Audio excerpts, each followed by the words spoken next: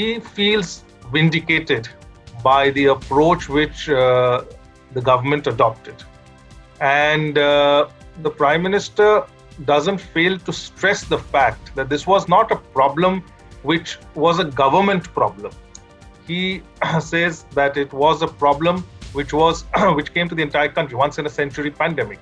And so he followed a whole of government and a whole of society approach, which meant getting everybody involved, convincing everyone.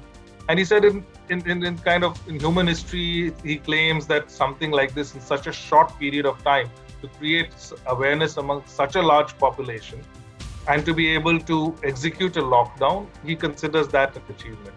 Obviously, if you break this down further, the logic in forming this approach was that had they let things move without a lockdown any further, the numbers of infections could have been way more, and therefore fatalities could have been way more.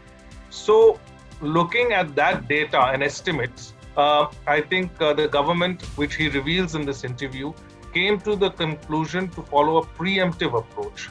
And so the lockdown, bringing down, and which he believes has gone a long way in sort of saving the number of lives.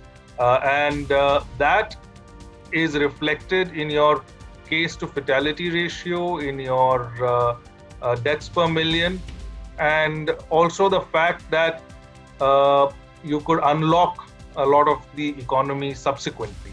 And lastly, I feel the graded approach in terms of gradually opening up, the government believes that they've got the timing also right on that count. So if you look at it, it's an explanation of a preemptive approach, which at the end of the day, according to the Prime Minister, puts India in a position that it's being able to manage both the disease as well as the economic reopening, both of which have to go simultaneously and manage till you have a vaccine.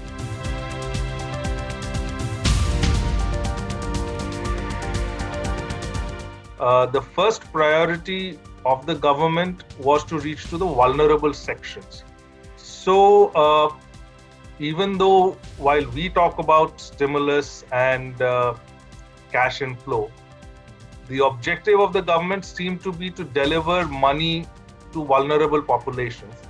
And that was made possible through the digital transfer mechanisms that have already been installed under various schemes. So the idea to be able to reach that kind of assistance in such a short period of time kept the vulnerable populations out of danger, and therefore the economy received oxygen in difficult time.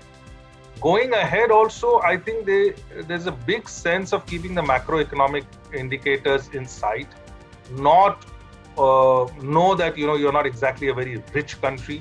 So don't give large stimuluses, but look at the timeliness of the stimulus as well as the spread of the stimulus, which should be to various and different sections of the society, not just focused on one, whether it is the middle class or something like that.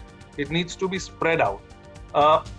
And they seem to believe they've been doing a good job, because they say that the figures from August and September indicate a revival. Now, it's for us to see whether this sustains over a period of time beyond the festival period, and how the figures, how that data pans out. But at the moment, the government feels that they've done a decent job, and the Prime Minister, in fact, is on record saying that they are back on track faster than they expected. He actually cites agriculture, which they feel that because they realized early enough, and that's also brought out in the interview, they realized early enough that agriculture could be opened up because social distancing could be followed better in that in the farmlands. So agriculture was opened up earlier, and so agriculture is showing results. They are pointing to FDI. Manufacturing, some steady rise has been also shown. Auto sales and EPFO, which points to some job pickup.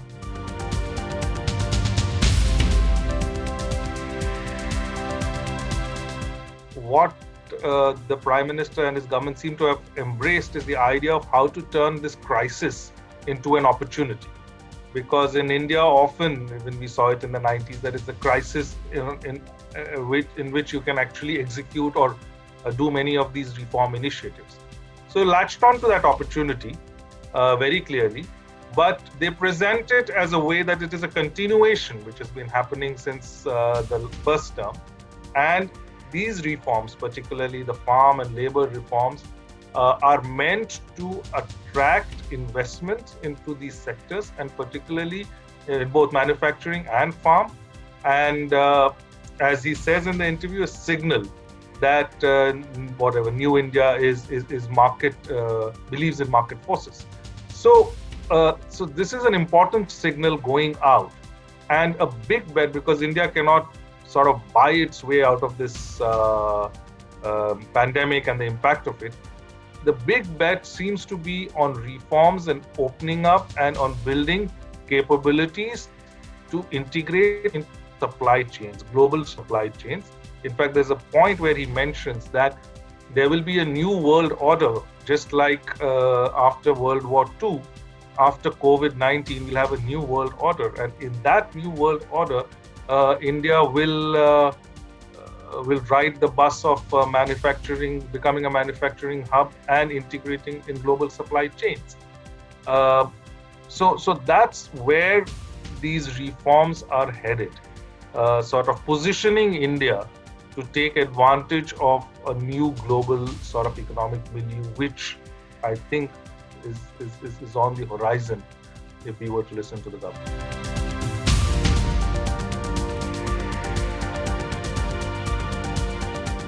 See, I think the answers are part philosophical and part, I think, based on the data that he's been seeing.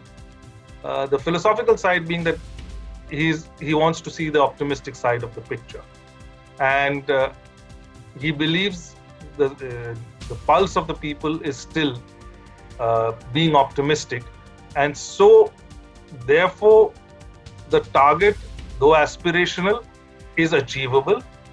So what if we have lost 1 year, he says, we can pick up pace in the remaining. So that's how he sees it. I mean, that's, as I said, part economic, part philosophical. And at this point in time, to keep that aspirational goal, I think also is a leadership issue. It kind of challenges the system to move on and look forward. So there are a lot of things happening there. But as a leader, he's keeping that goal in order to sort of motivate his system to still pursue an aspiration, which he seems to be convinced is still not out of sight.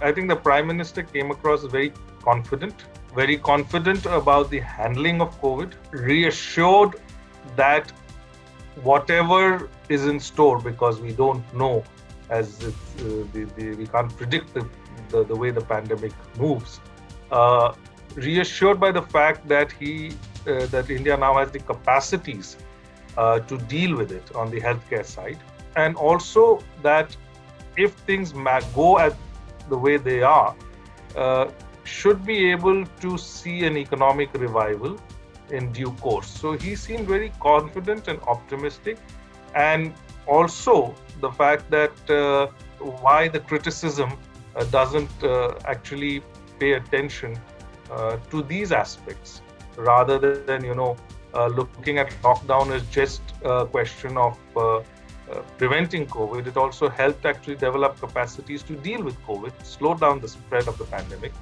and gave these options. Otherwise, you don't know where you could have been. The situation at this point in time, from Prime Minister's perspective, appears to be one which is in control, and he seems confident that he can move further from here.